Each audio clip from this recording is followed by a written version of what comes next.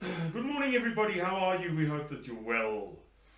Mr. Miller has instructed me to chat to you very briefly about an article that appeared in the South African, in which a guy is alleged to be the head of an organization called the Base, and he has some affiliation to Suidlanders.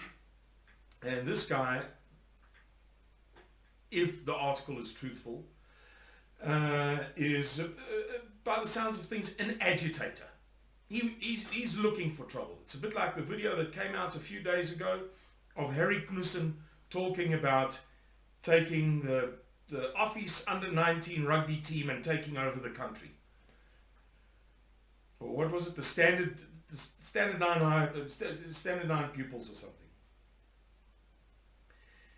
It's an agitation. Now, firstly, we don't know who this guy from the Base is. We haven't made 100 phone calls, but between Kuni and Wamyan and myself and Mr. Miller, never heard of him. We do not have any affiliation with him at any meaningful level. Now, one reason why Suidlanders would never in a million years get involved with this kind of thing. South Africa produces 17% of the world's diamonds. We have over 50% of the world's proven gold resources. In 2005, we produced 100% of all the world's chromium. And up to today, we produce 83% of the world's chrome, and most of the other 17% gets shipped out via South Africa. We produce 43% of the world's manganese.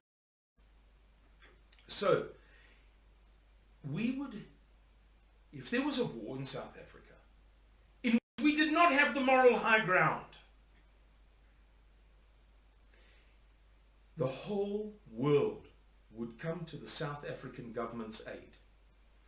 The Chinese would come because under no circumstances are they going to let their economy be completely caught in a vice because all of a sudden 43% of the world's manganese and 83% or close to 100% of the world's chrome cannot get into their manufacturing centers. It would never happen, guys. The real life in the real world doesn't work like that. They would come and they would intervene, and so would the United Nations. So it would be the Base and some other guys fighting the whole of the police force, the whole of the army, millions of militia, the foreign countries around us, the other SADC countries, particularly those that don't have seaports and require South Africa to export their raw materials, and the Chinese and the United Nations. Guys, I don't mean to be unkind. I know what it's like to be insulted and humiliated in the media wrongfully. So I'm choosing my words carefully, but we're not that stupid. We are just not stupid enough to believe it. Getting mixed up with some allegedly neo-Nazi organization that wants to foment a crisis is just not a clever thing to do. If you can understand that, then you know for sure. Never. That's all there is to say.